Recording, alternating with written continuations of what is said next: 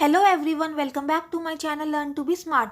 In this video, we are going to see what journal entries will be prepared when the bill was discounted with the bank and it has been dishonored. In the last video, we discussed dishonor of bill of exchange when the bill was retained by the drawer till maturity. In this case, we are going to see it was discounted and it has been dishonored. So first of all, the basic journal entry when the bill was drawn and accepted will be the same. So let's make it first. So in the books of the drawer will pass the journal entry bills receivable account debited to drawee, right? And in the books of the drawee, the journal entries will be passed drawer debited to bills payable account. Okay, now the drawer has discounted the bill with the bank. So in the books of the drawer will pass the journal entry as bank account debited and the bank will deduct discounting charges, so it is an expense for the drawer. So discounting charges will also be debited. So discounting charges account debited to bills receivable account. Now the bill was dishonored, and I have told you in the last video also, when the bill of exchange is dishonored, then the entries related to bill of exchange has to be reversed. What we have already passed, it has to be reversed. So now we have to reverse the entries because the bill was dishonored. So drawee again became our debtor, right, for the same amount. So drawee account को हम debit कर देंगे, drawee account debit हो जाएगा और bills receivable वापस से credit हो जाएगा. सो टू बिल्स रिसीवेबल अकाउंट. और इधर बिल्स रिसीवेबल को जो हमने बैंक को दिया था वो डिसऑनर हो गया, तो हमने क्रेडिट कर दिया था, तो ये वापस से डेबिट कर देंगे हम इसको.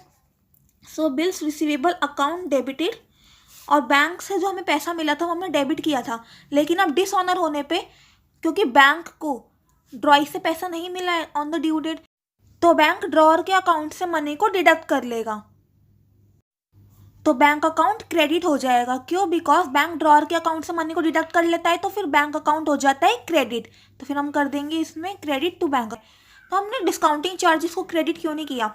क्योंकि बैंक डिस्काउंटिंग चार्जेस काट के डिडक्ट नहीं करेगा, बैंक पूरा का पूरा अमाउंट डिडक्ट कर लेता है. बिकॉज अगर वो ड्यू डेट पर ड्रॉई से मांगता पैसा, तो ड्रॉई उसको पूरा मनी देता, डिस्काउंटिंग चार्जेस काट के नहीं देता, तो हमसे भी बैंक फिर फुल अमाउंट ही कलेक्ट करने वाला है. तो हम कर देते bills receivable account debited to bank account. Now these two entries have to be passed when the bill was dishonored. लेकिन हमें एक सिंगल एंट्री पास करनी है, तो इन दो एंट्री से ही हमें एक सिंगल एंट्री बनानी है. तो देखो, इधर बिल्स रिसीवेबल क्रेडिट हो रहा है और इधर बिल्स रिसीवेबल डेबिट हो रहा है, तो क्रेडिट और डेबिट इफेक्ट ज़ीरो हो रहा है ना. सेम अमाउंट से वो डेबिट हो रहा है, सेम अमाउंट से वो क्रेडिट हो रहा है, तो वो आपस में कैंसिल आउट हो जाते हैं और फिर बचता क्या है, ड्रॉई डेबिट हो रहा है और बैंक क्रेडिट हो रहा है. तो फिर at the time of dishonour of the bill of exchange this entry has to be passed, drawee account debited to bank account. तो हम पास कर देंगे ये वाली entry, drawee debited to bank account. और इसमें क्या अमाउंट आएगा, जो बिल का अमाउंट है वो भी आएगा, प्लस नोटिंग चार्जेस भी पे करनी होती है, तो नोटिंग चार्जेस का भी अमाउंट इसी में इंक्लूड हो जाएगा. ठीक है. अब ड्रॉई की बुक्स में क्या एंट्री बनेगी eight the time of dishonour, फिर से वो वापस से वाली एंट्री रिवर्स कर देगा, बिकॉज अब वो बिल्स पेबल कैंसिल हो गया और ड्रॉअर उसके लिए वापस से क्रेडिटर बन गया. सो बिल्स पेबल अकाउंट को डेबिट करेगा और ड्रॉअर को क्रेडिट कर देगा, बिकॉज ड्रॉअर फिर से उसका क्रेडिटर बन गया.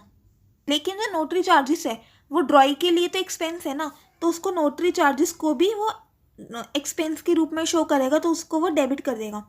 सो notary charges account has to be debited, right.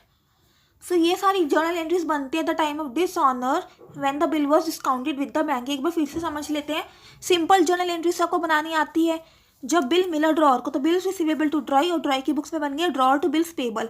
और जब ड्रॉअर ने बैंक से डिस्काउंट कराया, तो उसकी बुक्स में एंट्रीज क्या बन गई है, bank account debited, discounting charges account debited to bills receivable. और ड्रॉई के केस में तो कोई एंट्री नहीं बनेगी. अब बिल डिसऑनर हो गया और डिसऑनर पे वापस से एंट्रीज को हम रिवर्स कर देते हैं.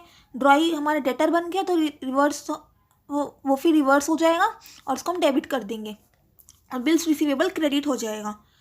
फिर इसमें भी बिल्स रिसीवेबल डेबिट हो जाएगा और बैंक क्रेडिट हो जाएगा, फुल अमाउंट से क्रेडिट होगा, बिकॉज बैंक हमारा जो ड्रॉअर के अकाउंट है उससे पूरा मनी डिडक्ट करता है। और ये बिल्स रिसीवेबल इधर क्रेडिट था, इधर डेबिट था, ये दोनों आपस में कैंसिल आउट हो गए। फाइनल एंट्री क्या बची हमारे पास, ड्रॉई डेबिटेड टू बैंक। तो ड्रॉअर की बुक्स में बन गई drawee account debited to bank account, और इसमें नोटरी चार्जेस का अमाउंट भी ऐड हो जाएगा फिर। और ड्रॉई की बुक्स में क्या एंट्री बन जाएगी, जो हम ऑलरेडी देख चुके थे लास्ट वीडियो में, वो तो सेम ही एंट्री बनाएगा। तो bills payable account debited, noting charges account debited to drawer. Now let's take up a question on this and see how it is to be solved. A sold goods to B for ₹20,000 on 1st January 19 and draws the bill for the same amount for 2 months. A discounted the bill from bank at the rate 6% per annum. On due date, the bill was dishonored and noting charges of ₹100 was paid. तो ये simple question है बहुत। पहले 1st January 19 को A sold goods to B, तो 1st January 19 A की books में entry बन जाएगी B debited to sales account, amount के आगे 20,000। और बी की बुक्स में क्या एंट्री बन गई, उसने परचेज किया इसे, so purchases account debited to A 20,000 का। Now A draws the bill, so A की बुक्स में एंट्री बन जाएगी bills receivable account debited to B. और बी की बुक्स में क्या एंट्री बनेगी, bill A debited to bills payable account. Now A has discounted the bill from the bank, so he will make entry bank account debited discounting charges account debited to bills receivable account. Bill कितने का था, 20,000 का। Discounting charges कितने, 6% per annum, और bill था 2 months का। तो 20,000 multiplied by 6% multiplied by 2 divided by 12, तो कितना आता है ये 200। तो बैंक से कितना मनी मिला होगा ड्रॉअर को, 19,800 का। और इस केस में ड्रॉई की बुक्स में कोई एंट्री नहीं बनी है। On the due date bill was dishonoured and noting charges ₹100 was paid. तो बिल डिसऑनर हो गया था, मैंने आपको बताया डिसऑनर पे एंट्रीज को रिवर्स करते हैं। तो इस वाली एंट्री को अगर रिवर्स करा होगा तो इसमें क्या बना होगा, बी वापस से डेटर बन गया ए का, और बिल्स रिसीवेबल क्रेडिट हो गया। फिर इसमें बिल्स रिसीवेबल डेबिट हो गया और बैंक क्रेडिट हो गया फुल अमाउंट से। तो ये 20,000 का ही अमाउंट है। बिल्स रिसीवेबल कैंसिल आउट हो गए। फाइनल एंट्री क्या बची, B debited to bank account credit. तो इसमें बन जाएगी B debited to bank account. तो 20,000 का अमाउंट है और ₹100 का नोटिंग चार्जेस है, तो फिर अमाउंट कितना आ गया ये 20,100।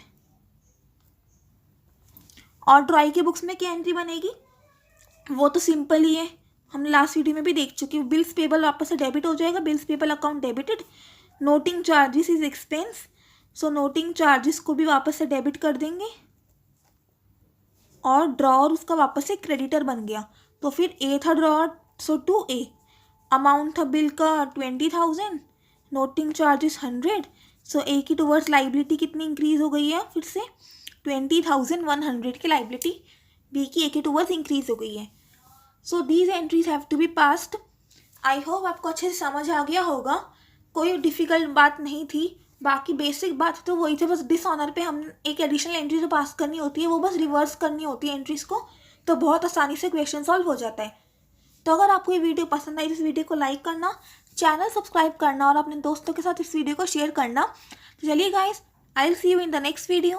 Till then stay happy, keep learning, bye.